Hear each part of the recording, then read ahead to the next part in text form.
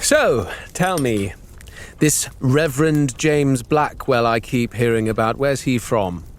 I mean, really. What do you mean? That was at Oxford, I told you already.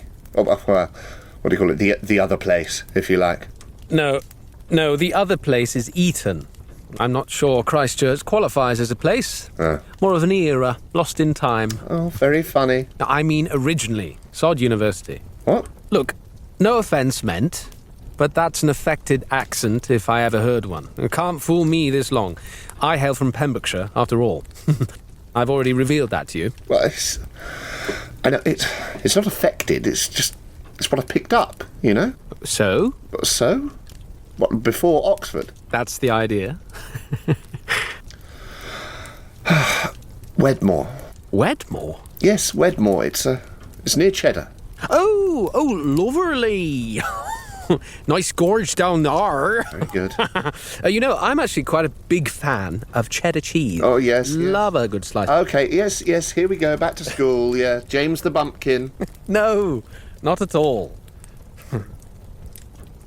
I'm just surprised you picked up on it, to be honest. Hardly anyone does. It comes out still sometimes when I'm, anxious or... Well, hardly ever, really. Here, you want a pair of said? Tuppence a candle, innit, Babber? Swap you for some cider. Yeah. I think it's charming. Honestly, I don't mean to patronise. Oh. No, well, thank you, I suppose. I just want to know everything I can about you. What? Anyway, did I tell you about my find yesterday? I don't think you did. Now, take a look at this. Now, it's honestly remarkable. Well, it is, yes. Yes, do you see this here? I think so. Yeah, these lines spiralling off. You see where the shell should end, but then it carries on. Yes. This way. Look, it spins off into another and another and another. And then... What? Is it all well, Robert? Yes. Yes. Sorry. No. I'm just a little distracted. I haven't been sleeping particularly well. Ignore me. Yeah. What were we speaking about? Oh, nothing. Well, no, these fossils. Are you still going down to Boggle Hole every day? Oh, yes. And the crows, do they... What? Well, I mean, do they come with you? Do they mind? They're fine. Pathetic folk, honestly. I feel bad for them. Their son. Yeah, I know. I don't... Listen, I don't mean to be... Well, I'm not sure you should feel too bad. I know. A typical maudlin old Robert. All that local tragedy aside, though, it's remarkable, aren't they? What, the crows? No, the fines, these. Oh, yes, sorry. Yeah, I mean, they certainly seem so. Yes. Cambridge will lose their minds, believe you me. It'll be absolute carnage. Well, sounds fun. Oh, yes. You do know you can stay here. Those crows, they really aren't godly. Oh, James. Oh, I love how reverend you are. I'm teasing. I'm sorry. Let me get that. Oh. Good man. Just be a moment. Here, meantime, will you tell me again about those games you played at university? Those, what were they? The little codes you made up for each other. Oh, that! Well, it's just silly nonsense. You must have had similar. You pick the first word in each sentence, the last, the middle. Now that's trickier. Make them decode it. It's good with Latin, better with Greek. It's best with Norse. That catches them out, even the masters. Well, it's all Greek to me. So sorry, I'm not. I know I'm not funny. I do find it fascinating, though. I do. I always feel I missed out somehow. Leaving early and all. No, you really didn't. Believe me. The world is elsewhere.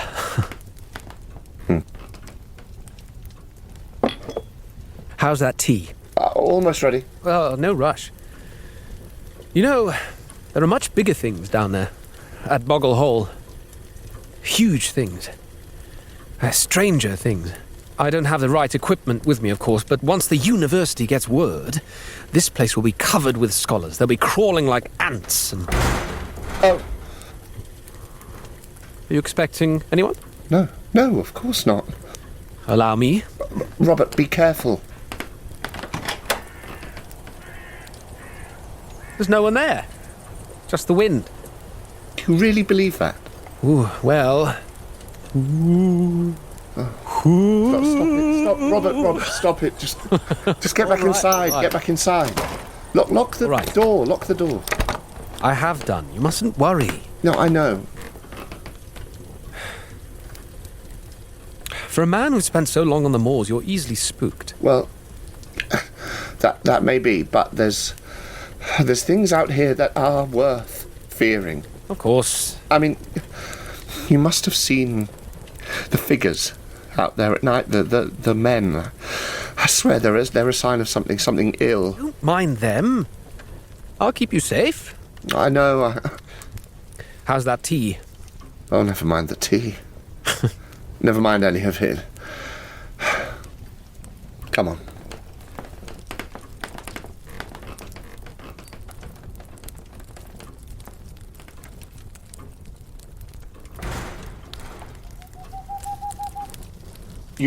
You did lock the door, didn't you?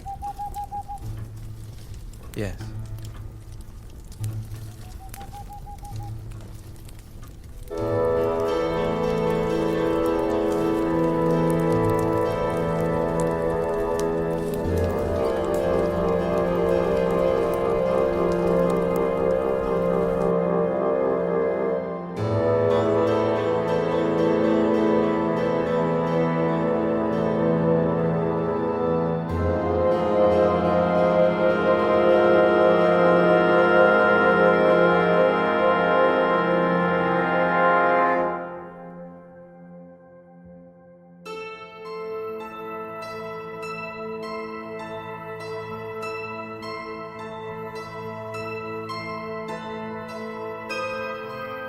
The Apocalypse Players present A Residence at the Bay, a Call of Cthulhu 7th edition scenario written by Danann McAleer in the style of M.R. James.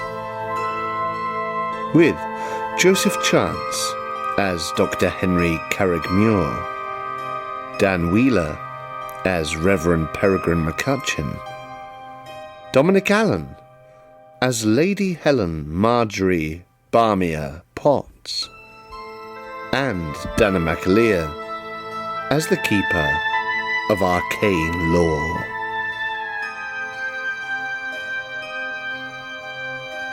Part 5. The Albatross.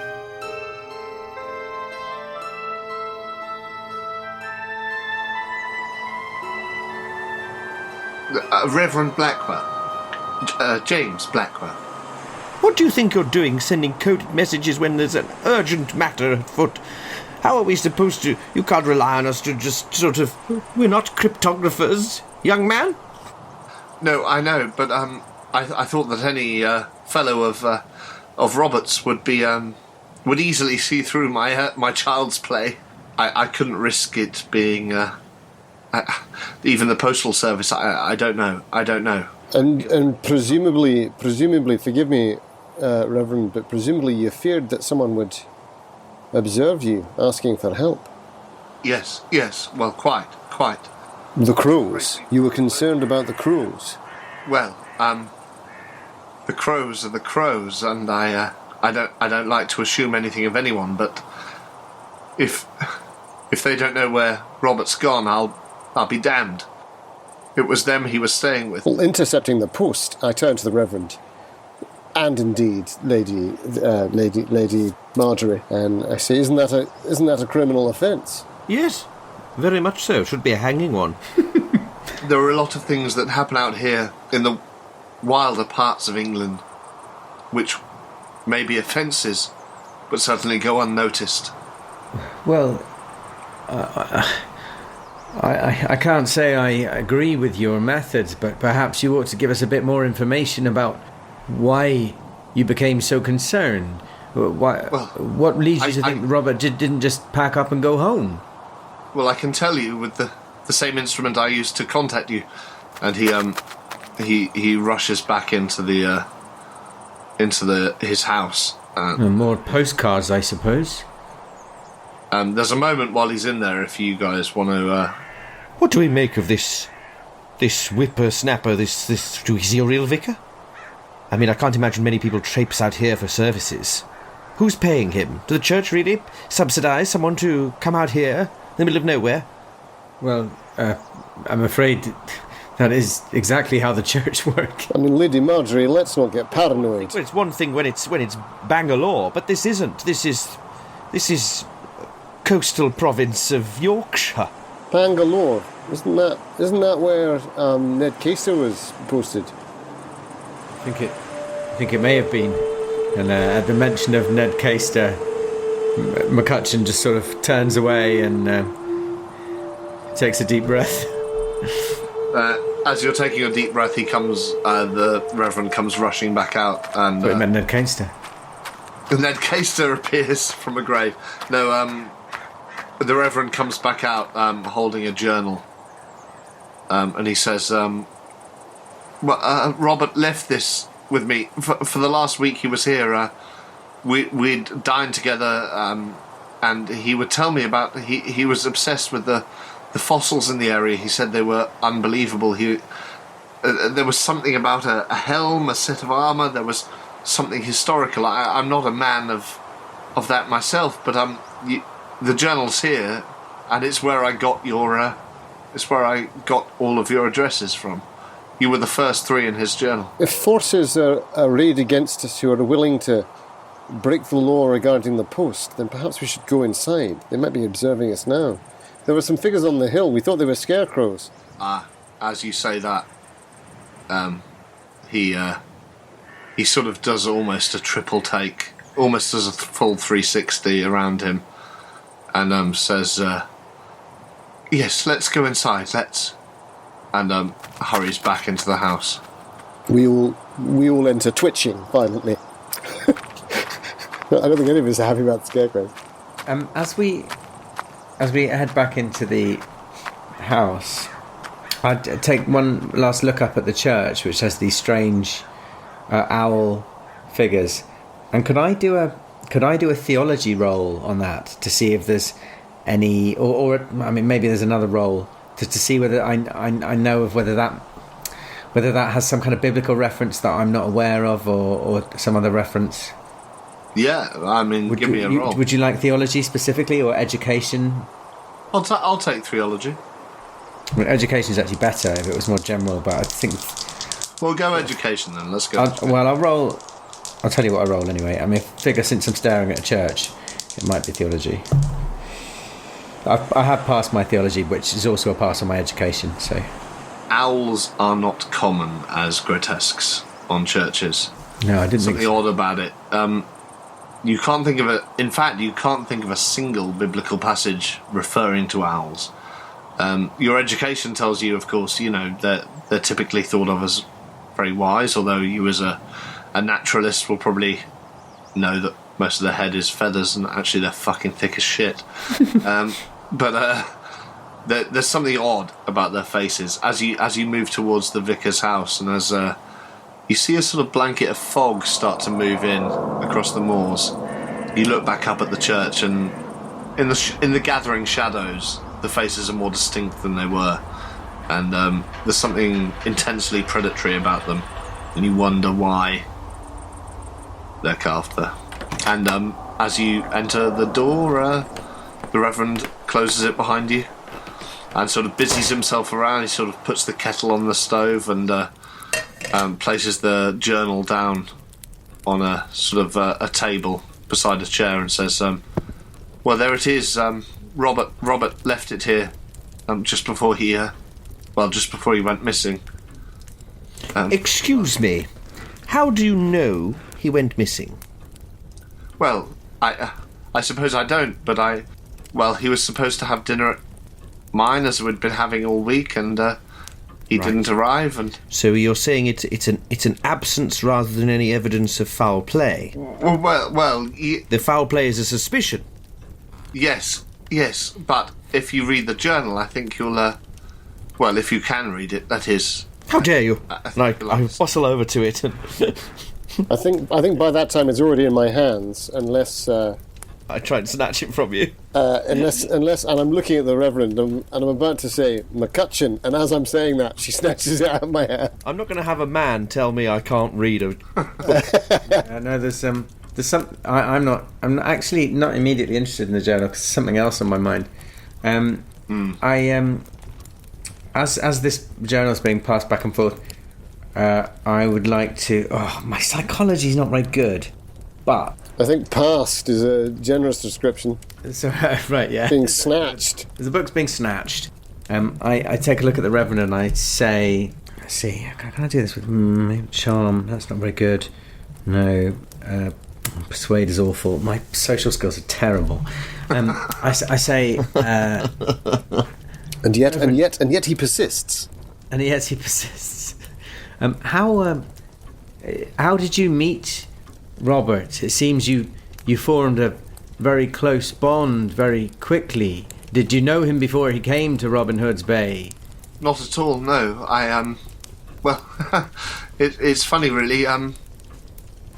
Pastor that I may be, I'm quite lonely up here. The people, the locals, they don't tend to favour the church of a Sunday, and I've been up here a few years now. It was just lovely to meet a man of education, and he stopped by once while he was going across the moors and asked me if I had any interest in the fossils, and of course I didn't until I spoke to him. But as his friends, you must know how enthusiastic he was, of course, how he made you feel when he talked about something he was interested in. He made you very passionate man. Oh, he loved an old fossil. I would like to do a psychology roll, bad as the skill is, Loved digging up a bone. to see whether they dug up any bones together. That is a euphemism. To see whether there's any more to this relationship than the Reverend is letting on. Please do. So my psychology is 25. Oh, and I've rolled a 19. Wow. Oh no, I haven't. Sorry, I've rolled a 91. 99. I'm not sure now. I'm going to roll that again. Sorry, I thought it was a 19. And it's either a 79 or a 19, but those numbers are right next to each other. Oh, I'm going to re-roll it. Well, I've failed it now, so fine. It doesn't seem like he's hiding anything from you, but he's maybe just hard to read. He's already admitted to you that he's forged these postcards to get you here, but Yeah. So he seems to be in a spirit of sharing, but it's hard to read further on. But sharing how much and with whom?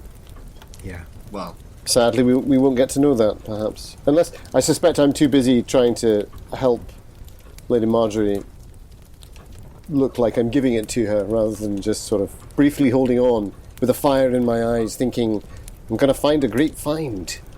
On that point, I think he somewhat, in ejaculatory fashion, appropriately or inappropriately, says, so were they archaeological finds or paleontological?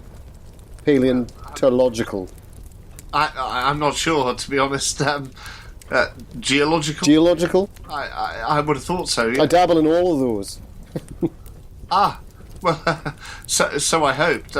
Robert certainly did more than dabble here. The things he told me, he seemed obsessed. He seemed obsessed that he'd discovered something that would change everything. He thought he became quite well. To be honest, in the last couple of days he became quite frantic. But we would still have our calming moments together. If you read the journal, or at least look it over, you may understand. Do I see Lady Marjorie flicking through it eagerly? Oh, yes. Thank God. So the first thing you read, there's a lot of passages, and you can do an intelligence roll if you want to see if it is written by him, but it looks at a glance to be the handwriting you'd recognise, sort of at odds with the copied postcards. You can sort of see where the handwriting was copied from. I tell you what I'd like to do, actually, is as I flick through it, if I could do, I don't know, maybe like a psychology roll to see if I can gauge if his mental state changes dramatically. And please do. I'll prioritise the entries where he's lost his mind. Or lost his calm. Yes. Sounds like an English literature role to me. I'd happily do that as well. In fact, I'd be better at that. All right, do that. What we're doing, language? No, I was teasing because you know, some of us allegedly did degrees in it. Yeah. So I've heard. Textual analysis. So called. She has literature as an art and craft, but she couldn't do a degree in it because of the misogynistic society in which... In which case, I mean, come on, bonus die.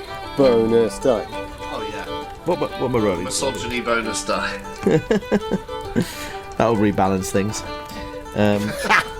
Yes, darling. Why don't you just have a bonus die for the whole game? Actually, seeing you're playing at such a significant disadvantage. That's not funny, Dan. Bonus die That's for not all funny. your rolls. That's not funny. What am I rolling for now? Well, psychology or whatever. I mean, you're analysing his journal, right? Oh my goodness, is that what I think it is? It is. I've rolled... No, dear heart. I've rolled a 10 on a 43, which is 2 points off an extreme success. Is it worth me spending the luck? Is it going to make a big... I think a hard success is enough, considering you know him. Then I'll stick with it. As you flick through, the writing becomes more and more scrabbled. There are notes in the margins. There are no margins anymore. There's drawings of strange fossils. There's sort of, you can see like a plesiosaur, but it seems to have 6 necks. You can't quite tell what's happening with it. Oh no! It's clear that he was getting quite frantic, and then there was just a cut-off point on, well, I'll tell you when. Where he sneezed. On the 24th of January. Oh. Reverend Blackwell, do you need a hand with making tea? I'm sure Lady Marjorie will be involved. Yes, of course. He hadn't even hadn't even heard the whistle going on the kettle, and he sort of rushes over and saves it, and starts pouring it out. There's a lot of entries. Earlier on, he seems to have been in Denmark for a while, which you didn't know about, but in the latter part of last year, he seems to have been in Denmark for a couple of months. Perhaps he's retracing the footsteps of the Danes, of the ancient Vikings. The first sort of one that stands out in relation to any of you is this one. It's from January 16th. If someone wants to read it. Go on then, I may as well read it. Go on, you're reading. January the 16th. I endeavour to maintain a journal. The hawkish reverend would never forgive me otherwise, sharp as he is. However, it seems that everything pertaining to the utterly dull nature of these people and their activities in these cold, grey coasts is worthless in regards recording a universal truth. Perry, forgive me, I do hope you are as interested in the subtle differences between lemon sole and Big Bay cod, because those are the only details you'll be receiving in my correspondence. The chips are nice, though. And there's a few others in that sort of vein. After that is where it seems to start becoming more scrabbled, and the writing becomes more sort of frantic. You can see on the date, on the 19th, it seems to be talking about fossils. You can see these sort of diagrams he's drawn of ichthyosaurs, maybe, or something along those lines, but they seem to be off. It's almost like he's mirroring them geometrically. January 21st, you see something saying Rev sinkholes, which you assume is linked to the Reverend and the sinkhole you saw outside the gates. You see the word Beowulf mentioned several times and sort of scratched out again. and you see helm, must check notes when home, unbelievable luck if so. January 23rd is getting very hard to distinguish anything, but you see references to plants and drawings of plants, and at the bottom of the page you just see the words, and someone upstairs. January 24th, the only note is, have key, son missing, look upstairs. Now, did you say Beowulf, as in the earliest piece of English literature that exists? Yes. As a student in my spare time of the literary canon, is it worth me doing a roll on literature to see if I could glean any connection between what the Beowulf connection is to all of these notes? I could tell you all about Beowulf, which you'd already know, but it seems I'm not sure you'd glean why he was writing Beowulf, or why he was... Next to Beowulf, the word helm appeared a couple of times. All of the references to Beowulf seem to have been scratched out. Is he suggesting he's found Beowulf's armour? That seems very far-fetched. It seems very far-fetched, doesn't it? But the writing is so frantic, you kind of... You may be slightly worried for his mental health, perhaps? Dominic's trying to remember Beowulf. Is the helm mentioned in Beowulf? We're in the keeper's hands on that one. I mean, I can whiffle on about Beowulf. I mean, we all know the basics, right? The monster, the mother. Grendel. Yeah, she lives downstairs, actually. Ray Winston. Grendel's mother's downstairs. And Ray Winston and what's the chops, right? Brad's ex. Oh, Angelina. Angelina. That's pretty much how it's written, as far as I remember. Something... A chill comes over Lady Biamia. She plonks the journal down. One moment. He mentions Beowulf in here. Now, I'm trying to remember. Is there a scene in Beowulf where Grendel's mother, where they see her hand and they fall asleep unnaturally? Where is it? I actually just saw it. Here it is. Then they sank into sleep. She quotes this from memory. Then they sank into sleep, a savage penalty one paid for his night's rest. It was no new thing for that people. It was no new thing for that people, since Grendel had occupied the gold-giving hall, working his evil, until the end came, death for his misdeeds. It was declared then to men, and received by every ear, that for all this time a survivor had been living, an avenger for their foe, and his grim life's leaving. Grendel's mother herself.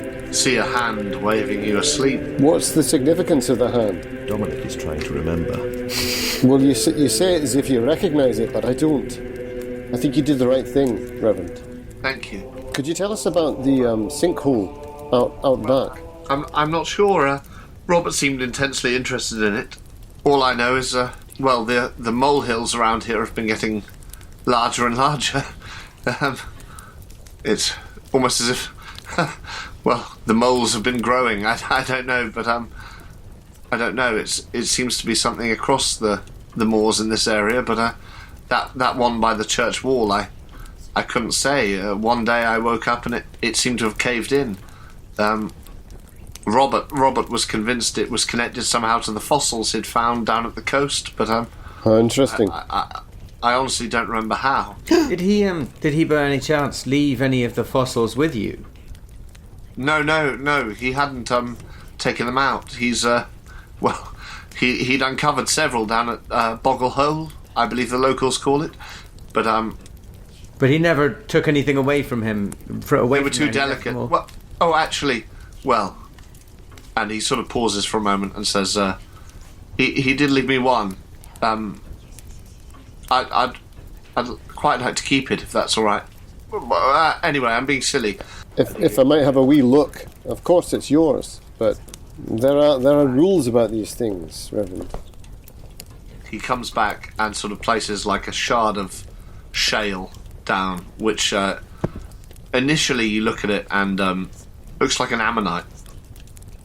But you can do me a roll if you'd like to. Could I give it a natural world roll? My dear man, I'm a paleontologist. Let's stand Oh, stand back.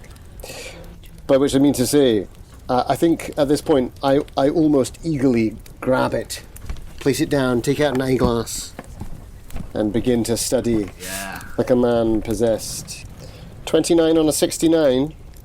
That's a hard paleontology roll. As soon as you put the glass to your eye, you see something is off with it. It looks like an ammonite, but Oh God, my eye! there's something. I don't know what the word is. Something fractal about it. It's almost as if several ammonites were compressed together in some sort of suicide pact. But either way, the sort of ridges of the shell seem to sort of spill out geometrically.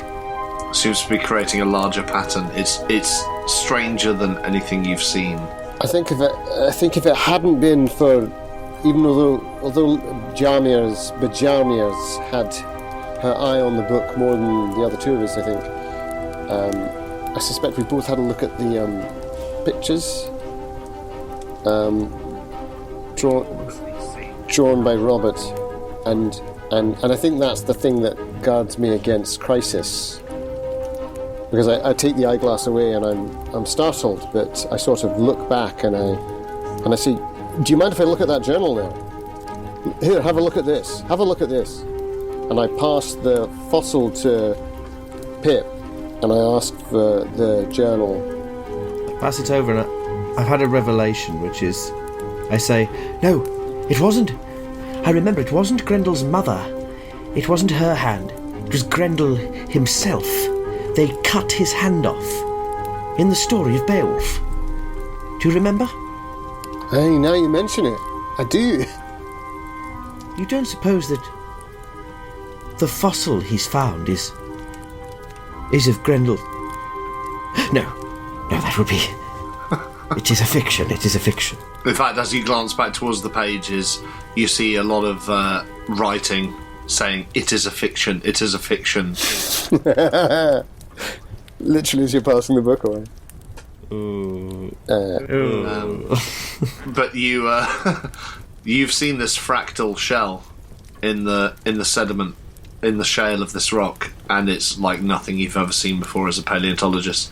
You immediately, although you don't understand quite what it is or how it's happened, you can sense why he was so excited. And I think I literally say out loud, if you do pass me the book, Lady Helen Marjorie Bajamir Potts, I think I say out loud, I thought for a moment he was mad, but look at this, Pip, look at it. And I pass the eyeglass as well. well, I'll have a roll to see whether I can see what he's seeing. Yeah, that's it's almost an extreme natural world roll. Nice. I imagine I probably don't understand as much as the Doctor does in terms of. Well, you're more into botany, right? But you at least you recognise there's something off. Without the glass, it would almost be you wouldn't notice it. You think it was just markings on the sedimentary rock. But with the glass, it's clear. It's like there's something unsettling about it. Yeah, I've certainly seen ammonites before, and this doesn't look like any ammonite I've seen before. I swing the book round to them and I go, look, he's doing echoes. It's like a geometric copy. I thought that was just madness on his part. I thought he was losing his mind, but that's what's... And as you look at the book, you see there is a distinct ichthyosaur skeleton, but there are images in it that make no sense biologically, but seem to be sort of fractal copies of fossils. Yeah. Your teas are going cold. Oh. And he sort of takes the ammonite back and places it in his pocket. I stare at him like a man who might cudgel him in a few seconds. And then I recover myself. Okay. Did Robert leave anything else of his around the house?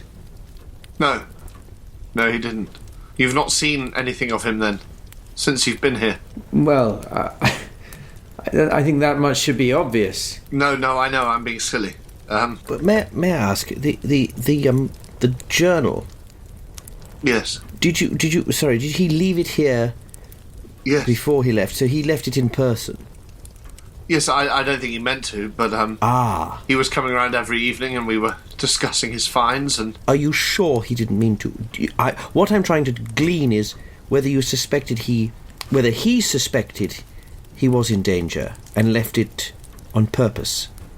Well, I don't know. I didn't get that impression from him, but the last entry, as you see, after all the chaos, January 24th, have key, son missing, going to look upstairs. It has to be the Crows. Their son died some years ago, and I don't see... He was staying there. I don't see what else it could be. I don't know what they've done with him. I don't... And sort of breaks down into tears. Oh, Reverend, excuse me, I know this must be terribly difficult for you, but this journal... No, I'm being silly. You knew him better than I. No, this journal, as you say, indicates a man struggling to find the truth in strange events and strange finds. But did you not see anything of that nature in him in person the last night he spent here? This journal reads almost like that of a madman, but you sat and had a civilized dinner with a sane person who never mentioned any of these things about a key or a person upstairs, any of that? I have to agree with the good Reverend here that it seems unlikely that you would have failed to glean the tenor of his mind in this moment. He seems quite cagey and suddenly sort of seems to sort of shut off slightly, and sort of says, yes, he may have been slightly frantic, but don't we all get frantic sometimes? He almost snaps at you. Did you encourage him to find out what was in that house? No. I've no interest. For your own ends? I've no interest. Do I believe him? Now, Lady Marjorie, we no need to put the man on the stand. Well, maybe I rolled a hard success on my psychology. The tears are genuine, and he looks sort of a mixture of desperate and ashamed. So there is guilt. Yeah. Is this the kind of thing that only a cross-examination is revealing unto you, Lady Marjorie, or do we all get a chance to I think, well... enjoy these psychological insights? You could all do me a psychology roll if you'd like to. Well, I think I say, young man, I have tutored a number of boys in my time, and I always know when someone's telling a fib. You were better off clearing your conscience with us now. If the worst has happened to Robert, I can assure you, we are the only ones who can absolve you in this. And then, if I may say so, we are not really capable of absolution ourselves. There's only one way you can find absolution for this, and I would be more than happy to pray with you. At that, he grabs your hand, Peregrine. And, well, Dom, could you do me a persuade roll? Yeah. Now, that's 5 points off a hard success. Will a regular success do? Or do you want? I think a regular success will do. Great. He sort of holding Peregrine's hand and sort of drops his mug to the floor and says, Robert and I, well, he was here some 3 weeks, and although we didn't talk initially, we were, You lay together. You tutored boys, you said, Miss Lady Helen. Hang on a minute. What did you just say? I reach into my bag and pull out a small flask of whiskey, and I put it on the table with quite a loud bang. And I say, sometimes in the Sudan, men became very close to each other in the lack of other company. And I unstopper the whiskey and I offer it to Lady Bajamia. Yes. And I say, I have a good swig. in the lack of other company, that friendship suddenly becomes very intense. Not that I know of such things, but I can imagine a place like this, people fearing for their lives, discoveries beyond the ken of men being made, conversations were had. But I think, on the benefits of all four of us, it's time to lay everything on the table. I, for one, would like to investigate the dig site down by Bogle Hole, but I'm very worried about what the crows are up to.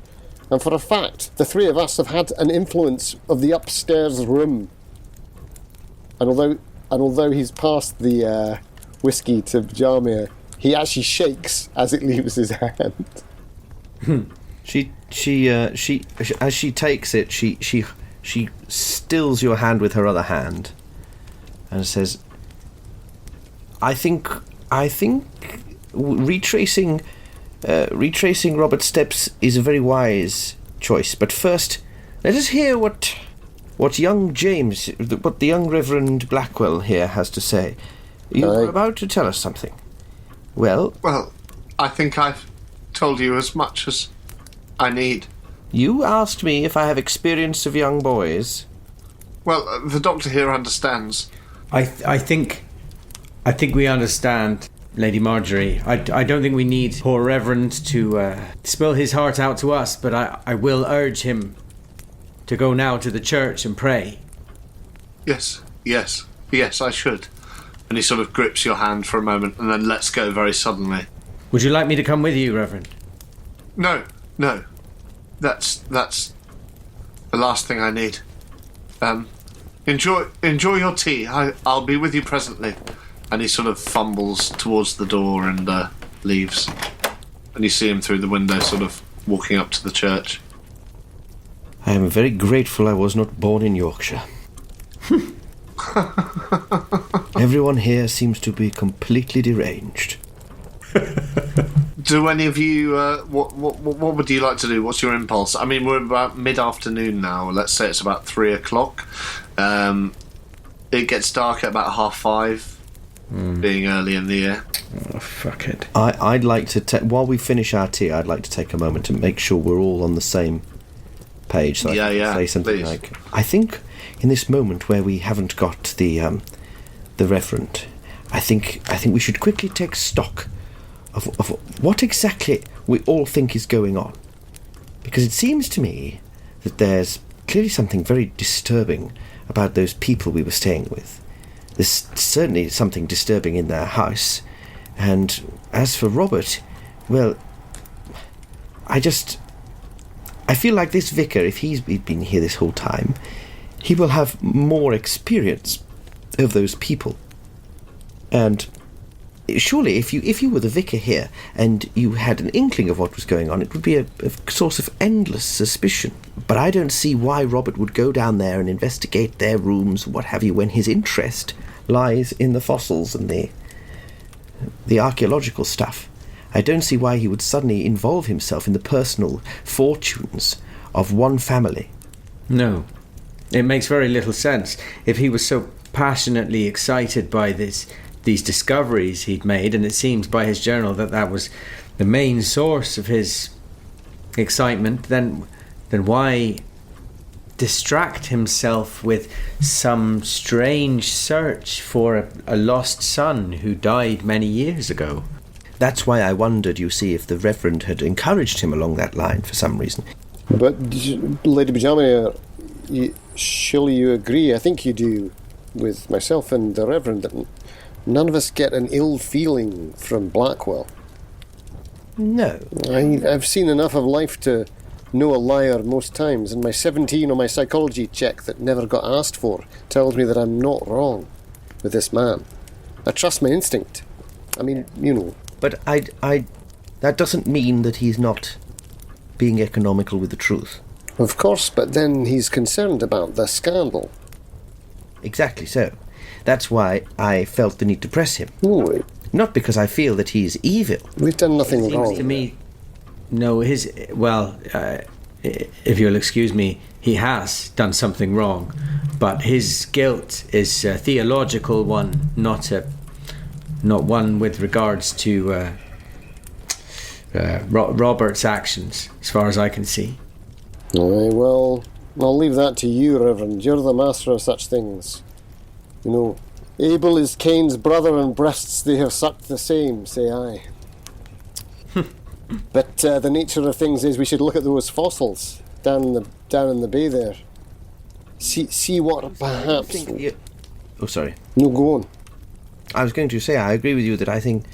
what I think you're driving at is that to put ourselves into the mind of Robert, to understand his motivations, we must retrace his steps. Aye, and I must confess, of course, I have a personal acquisitive aspect to things.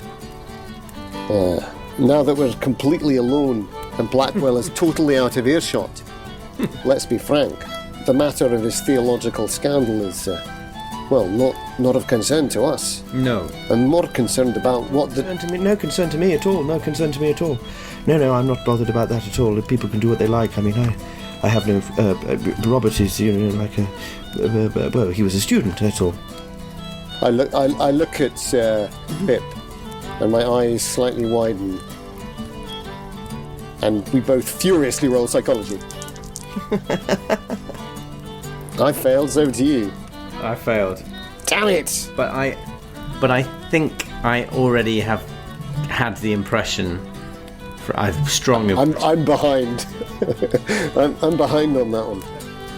That she has had some sort of relationship with Robert, although I don't know whether it's like a proper relationship or whether it's just. Oh, I wondered if she was having a relationship with people of her own sex. But okay, well, I mean, you know it. Oh no, I think Bajamia and Robert had a little something, or at least she hoped that they did. I wear a lot of perfume. No, I confess an acquisitive aspect to you, Pip, more than readily. Of course, I'm fascinated. The mere thought of taking any of these back down. I mean, Cambridge they would have a field day with this, gentlemen. Yes. But the truth of it is, I'm very concerned about the events of last night. I can't explain them.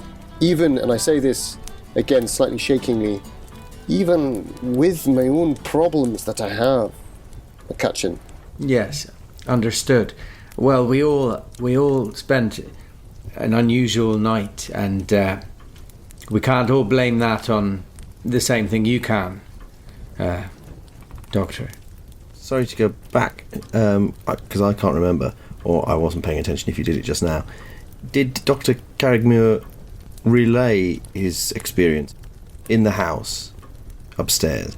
The truth is, friends, you appear to have knowledge regarding a hand you saw that I didn't. And I myself have not been entirely forthcoming, perhaps, about that room. Reading these last words, I have a key, son missing, look upstairs. I mean, what I saw was not... It was not clear to me instantly what it was that I was looking at. I saw the bed writhing, and I saw shapes within it, which I assume must have been rats. Of course, they were eating the goose feathers, the duck feathers. Isn't that the logical conclusion? That they must have been... It was a nest of rats that had found itself into a bed. I wipe my brow. I put my hand on Dr. Carrigmuir's arm, and I stand slightly, very close, in a sort of maternal way. You can smell the sort of heavy lavender scent that I wear. And I say, Henry, what did you see in that room? Tell us simply the details. Try not to tell us what you imagine you saw. What you saw. Well, I opened the door and I saw there was a figure lying in the bed. It looked most like a scarecrow. Perhaps, although maybe I thought that afterwards. It had a face. Of course it had a face, but it was all wrinkled like linen and crumpled up. Too crumpled to be... I mean, it couldn't have been... Anyway, what I'm saying is that then there was this writhing, this moving underneath the sheet, and... that's why I thought they must be rats. They must have been eating the feathers, in the pillows. It's happened to me once in bad lodgings myself.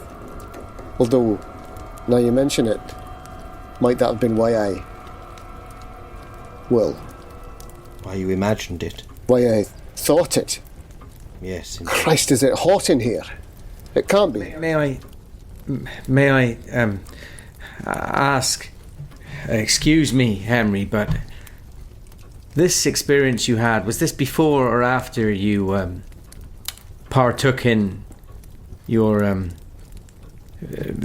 substances that you keep in your briefcase? It was after you woke me. No, my medicine was used by then. It doesn't have an effect to that length, especially for a man such as myself.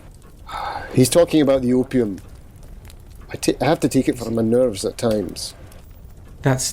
Well, there is also another possibility that perhaps the same thing that was used to send us to sleep, if something was used to send us to sleep, may have created some hallucinogenic effect. That would explain the hand and... I grip you by the arm. As you say, that. Jamia. But I sort of stop as you say it. The hand. What do you mean by the hand? But I'm still gripping Pip by the arm. You know the trig point? Aye. Did you see a scarecrow stood in the trig point at any point yesterday evening? That it did. With its arm raised like a mast. Yes, but perhaps you didn't see what we did later in the evening, which was the impression that hand was on fire. Is that how you would describe what we saw, Lady Marjorie? Yes. Yes, I think you're correct. Now, it seems to me that is... I don't know much about hallucinogens, only the... Dr. Henry, I know you're trying to be rational, and I think that's important, but my mind, perhaps because I'm old and given to flights of fancy, or perhaps it's desperate hope. Is there any chance that what you saw in that bed was Robert? The one thing I would add is I did think to myself at the end, why would you tie a scarecrow to the bed? He was chained up. I think it was a chain. Could it be possible that they have simply disguised Robert as a scarecrow and restrained him as a prisoner? Even with a past sanity check, I think I blanch visibly, and I put my hand to my mouth, the back of my hand to my mouth, and I just walk towards the door in quite a sudden movement. But in the full suggestion that yes, you are absolutely right, it could have been. But I've been holding that back. The only thing then we don't know is to what end. Perhaps that stays me at the door, because that is a rational inquiry, and I like the thought that he might respond to that. With the room locked and Robert restrained, why would it be necessary to disguise him as a scarecrow? As you're discussing this, you hear a sort of sound on the window, and you turn around, and there's half an earthworm sort of wriggling, stuck to the glass. Did someone just throw an earthworm at the window? Oh, it's just those boys there, the one with the strange face. They come up there, they play a game. Don't worry, ignore them. Oh no, that's in... Half an earthworm seems to be just suddenly stuck to the pane, peeling downwards. Can I immediately do a spot hidden to see whether there's, run to the window and do a spot hidden to see whether there's a sign of anyone? Yeah. Or any movement? Oh, it's the perfect interruption, because I wanted to ask the Reverend about his theological inquiries as to why someone would want to do that, but interruption, perfect. I have rolled a 0-1. Yeah, and he's gripped. So you immediately see, just behind the church wall, in which you're still encompassed, you see a tiny hand sort of throwing something up, like a bit of grass or something. You see just near the window of the house in the churchyard. There's a small child out there. Shall we Slap his legs. Well, I'll go and speak to him. You can join me if you like, but I'm happy to go and have a word with him. This is church property after all, and I feel confident in telling him that he's not to behave like that. If you need me to slap his legs, you holler.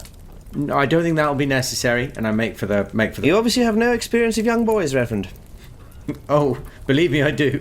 I am at the front door, and I open. I open the door, and I say to you as you're passing, I've had an experience many times with young boys where I scare them. You might be better off without me, and you should take the lady with you. What do you say, Lady Marjorie? You want me to go with him? Well, I find a figure such as yours can sometimes get something out of wee boys. I'll come along. The combination of you and the Reverend would surely be impossible to resist. I'll come along in a supervisory capacity. So, having seen the fractal ammonite, you suddenly see the sort of sketchings in the margins of this notebook in a slightly different light than you may have done otherwise. You see, half plesiosaurs with 6 fins and 7 jaw bones. You see, nautilus and mosasaurs with several rows of teeth that shouldn't be there. It strikes you as a paleontologist as laughable had you not just seen that ammonite. Crucial.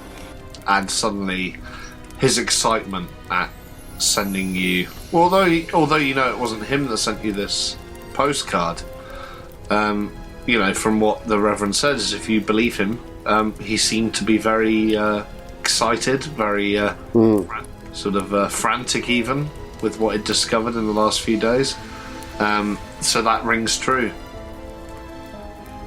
Meanwhile, the other two of you were heading outside to see if you could corner this child.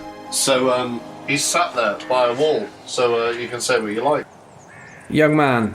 Oh yeah? Young man, what are you doing down there? Are you throwing things at the vicarage there? That's really quite poor behaviour. You know that, of course. Well, and you realise it's the boy who carried the steamer trunk down the steps of Robin Hood's Bay, and he says, well, it might be bad behaviour, but I'm only 9, I don't know what's right or not.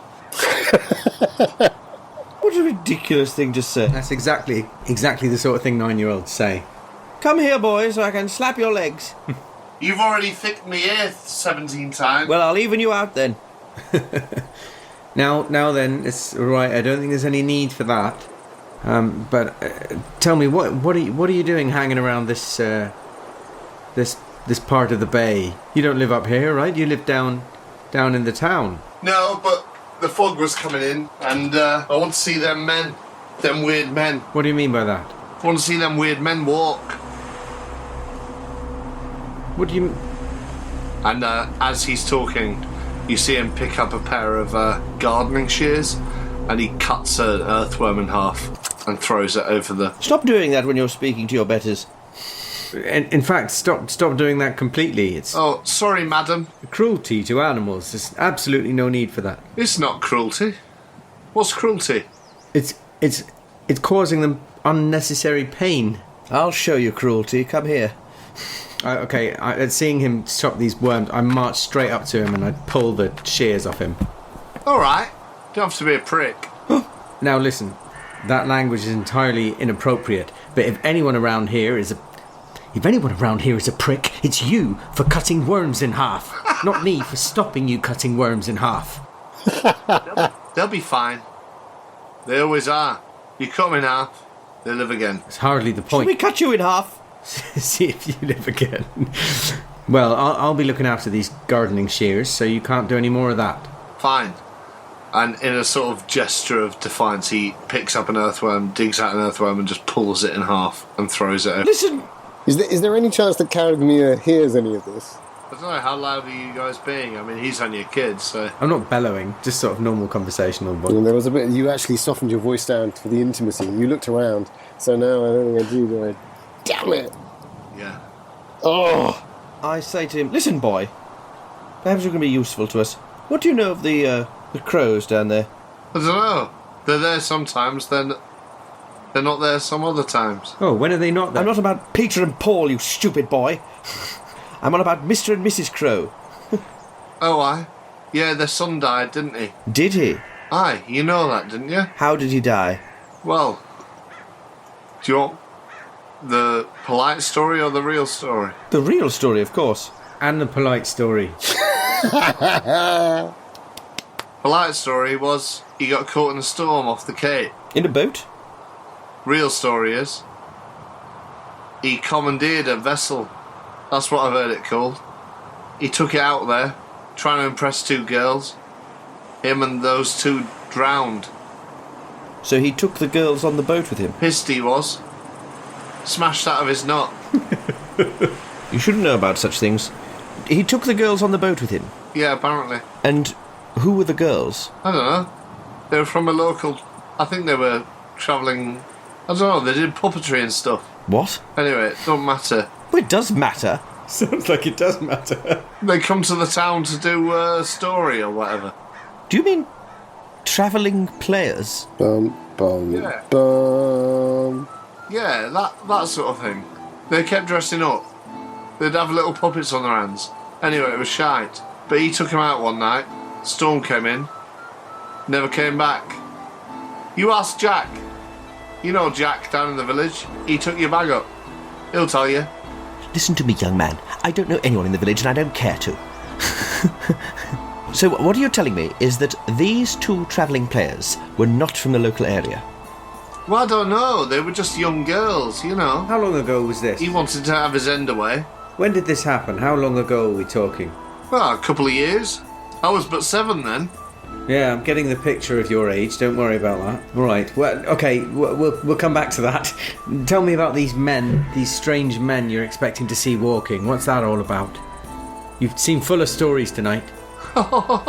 This kid chuckles like he almost doubles over, and he just starts scratching his belly and laughing. And he says, "Oh well, you'll see the men soon enough. Always with the fog. Always with the fog. They come in. I'm safe in here. Safe in here. Okay, right. In where? Good luck." Safe in where? And he runs away through the graves. Why do you keep telling us you're 9 years old? I know, yes. That's just what I was wondering.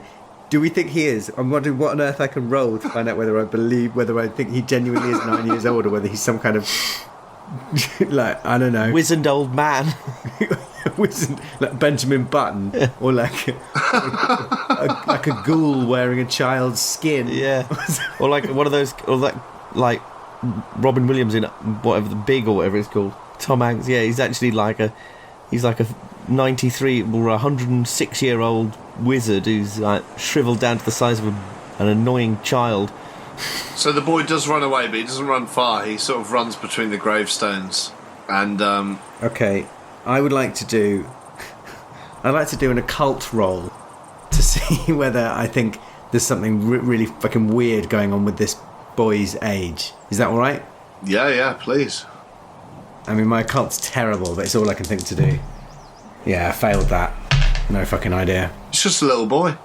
He's just a little boy. And in fact, as you're thinking those darker thoughts, as you're sort of thinking, is he 9 years old? He goes, 9 I am. I know more than most people about everyone's business. Anyway, you'll be seeing those folks shortly. The men will be here. Look, they're up on the hill. And you say we're safe within the churchyard, boy? I am. And he laughs and runs off. If I ever see that child again, I'm going to beat him to death. Is he still within earshot?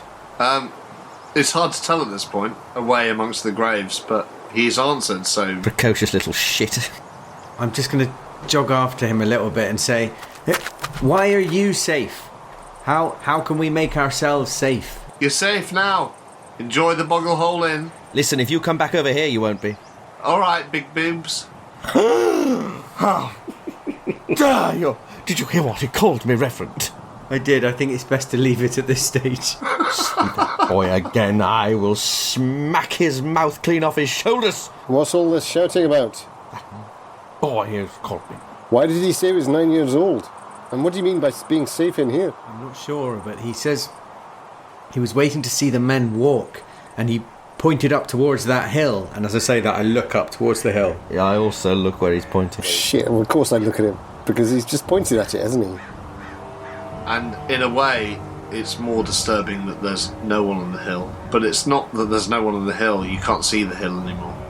Because there seems to be a wave of fog moving in across the whole moor.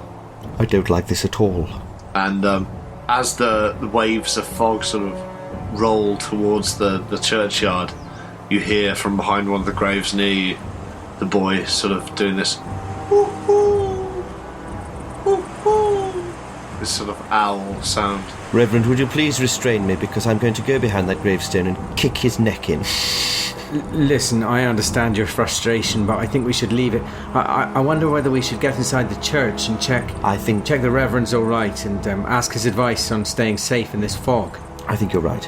I certainly don't want to be outside when these men turn up. What's wrong with the fog? It's just a sea mist, isn't it? Well, this high up, the cliffs are quite close. We wouldn't want to stumble over any large drops. I'm more worried about that so-called 9-year-old boy having cover of fog to pinch our pockets. Yes, there is that as well. And as a player, I figure we've now just about given the Reverend long enough to hang himself, if that's what he's up to in there. Yeah, if you want to make the way into the church, feel free. You do see these sort of... It's almost like a tsunami of fog coming in from both sides, covering the moors. And it seems to be sort of meeting in the exact place your path lent you from the guest house. So I've spent some skill points in survival coastal. Hey. Very wise. Well, it was coincidental. We didn't know the setting. It's just the coasts of Sudan are very. You have to. Well, he's an East Coast man, right? He was born Survival fens. He was born Alnwick way, and then lived above Dundee. So, is this the kind of thing I've ever seen before? A pincer movement of sea fog? Okay, don't even need to roll. Okay, good. It seems like a very... you assume it's something to do with the area, because it's so close to the sea and there's hills on either side, maybe it just... Yeah, we're on like a ridge. Yeah, exactly. So you're only a mile from the coast, But I think I openly say it's most unusual. I've never seen this before. Yeah. It must be because of the ridge, like you say, Reverend. Yes, I haven't experienced this before either, but I know the fog can come in quickly near the sea. Let's get into that church, as you say. Agreed. So you hurry into the church. Yes.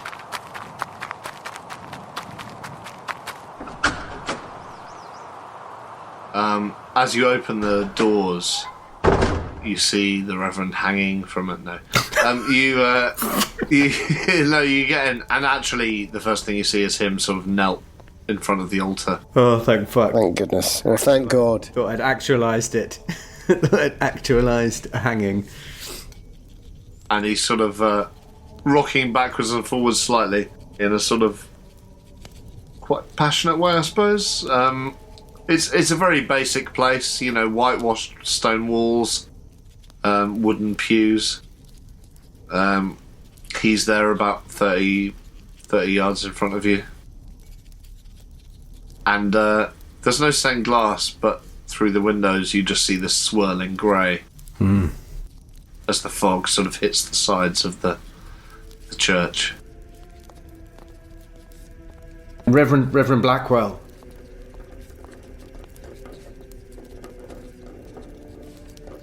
Reverend Blackwell.